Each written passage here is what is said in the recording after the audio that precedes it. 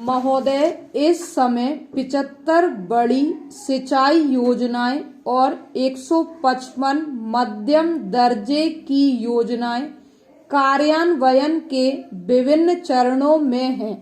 हमें आशा है कि उनमें से अधिकांश को 4 या 5 वर्षों में पूरा कर लिया जाएगा, जिससे काफी अच्छी सिंचाई क्षमता विकसित हो जाएगी। पानी को और ज्यादा संभाल कर इस्तेमाल करने तथा उपलब्ध सिंचाई क्षमता के बेहतर उपयोग की भी पर्याप्त गुंजाइश है।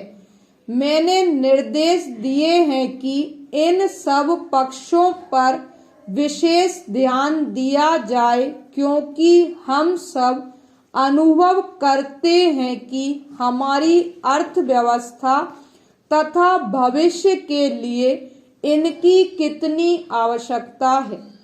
कुछ माननीय सदस्यों ने अंतर्राज्य जल विवादों को सुलझाने में देरी पर चिंता व्यक्त की थी। हम सब भी इस चिंता में उनके साथ हैं, लेकिन आप सब जानते हैं कि इस समस्या को लेकर कितनी कठिनाइयां हैं।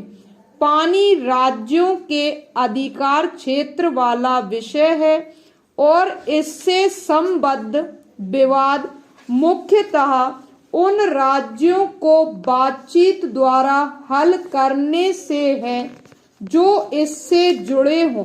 केंद्र में हम पूरी कोशिश करते रहे हैं कि संबद्ध राज्य बातचीत का सिलसिला चलाएं। एक माननीय सदस्य ने आरोप लगाया कि हमने एक विवाद में किसी एक राज्य का पक्ष लिया है। मेरा कहना है कि इसका बिल्कुल कोई भी औचित्य नहीं है। चाहे कावेरी हो या नर्मदा या अन्य नदी, केंद्र पूरी कोशिश करता रहा है कि ऐसे विवादों का न्यायोचित हल निकल आए, लेकिन ऐसे मामलों में संवेगपूर्ण वातावरण पैदा हो जाता है। माननीय सदस्य जानते हैं कि जैसे ही ऐसे प्रश्न उठते हैं, सभी दलगत भेद भुला दिए जाते हैं। किसी सकारात्मक उद्देश्य से एक होने के बजाय हम ऐसे विवादों पर एक हो जाते हैं। चाहे कोई प्रस्ताव कितना ही तर्कसंगत क्यों ना हो, लोग इस डर से उसे मानने से कतराते हैं कि उन्हें अपने क्षेत्र में जनता की आलोचना का शिकार होना पड़ेगा और उनकी लोकप्रियता पर प्रभाव पड़ेगा। अगर प्रस्ताव न्यायोचित है तो दोनों ही पक्ष उसे अन्यायपूर्ण करार दे देते हैं। एक प्रस्ताव यह आया था कि पानी को राष्ट्रीय संपत्ति घोषित कर दिया जाए। मैं पूरी तरह से इसके पक्ष में हूँ और अगर आवश्यकता हुई तो ऐसा करने के लिए संविधान में संशोधन किया जा सकता है, लेकिन इसके लिए राज्यों की स्वीकृति मिलना आवश्यक है और उनमें से अधिकांश ने इस विचार का विरोध किया है।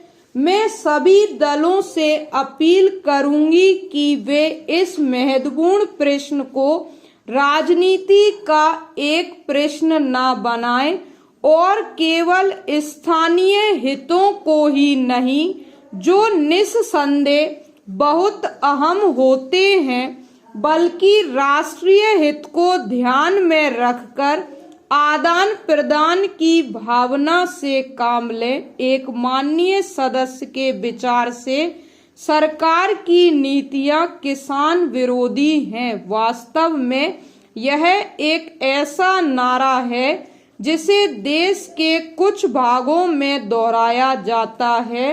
कुछ अन्य हमें अमीर किसानों का पक्षपाती बनाते हैं। हमें इनमें से किसी को भी दोषी नहीं ठहराना चाहिए। पिछले समस्त वर्षों में हमारी कोशिश यही रही है कि कृषि उत्पादन बढ़ाने के लिए जो कुछ भी संभव है वह किया जाए, जैसे ऋणों की व्यवस्था, जल और बिजली की आपूर्ति, उर्वरकों और अच्छे बीज का इंतजाम।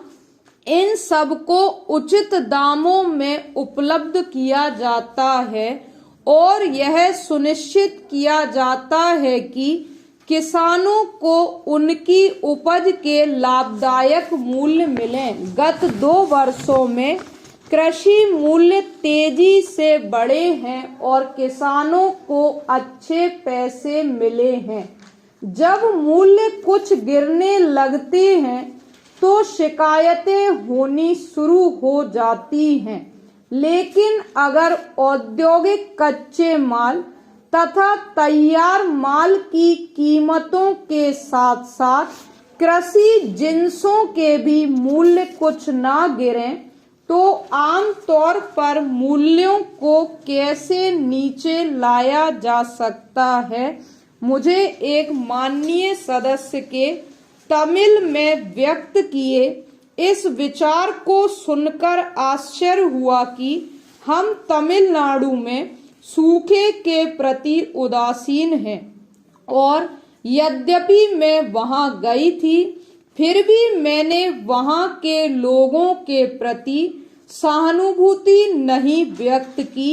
यह एक असाधारण आरोप है। जो कहा गया उसके विपरीत मैंने अपनी गहरी चिंता व्यक्त की। मुझे बताया गया है कि इन सदस्य महोदय ने राज्य में सूखे के लिए कांग्रेस को दोषी ठहराया।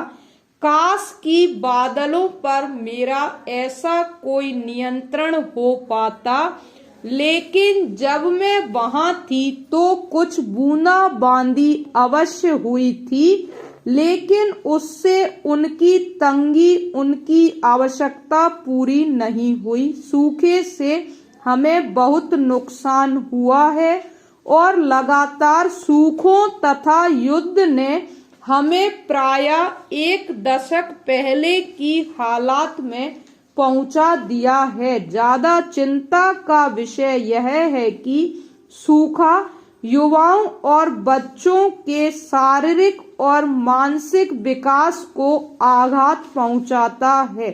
यद्यपि राहत कार्यक्रमों के कारण भूख से त्रस्त होने की नौबत नहीं आई है, किसी भी राज्य सरकार को सूखे का बहाना बनाकर केंद्र से वह जितना पैसा खींच सके खींचने की कोशिश नहीं करनी चाहिए और भरपूर प्रयास किया जाना चाहिए कि राज्य के अपने साधनों तथा केंद्रीय सहायता का उपयोग सही ढंग से किया जाए और जिन लोगों की आवश्यकता सबसे ज्यादा है उनको राहत मिले। लेकिन राष्ट्र की सहानुभूति केवल धन के तराजू पर नहीं तौली जानी चाहिए, उसकी माप होनी चाहिए। राहत कार्यों की प्रभाविकता, जल संचयन संबंधी निर्माण कार्य किए जाने चाहिए। इससे भविष्य में वर्षा अपर्याप्त होने पर सहायता मिलेगी।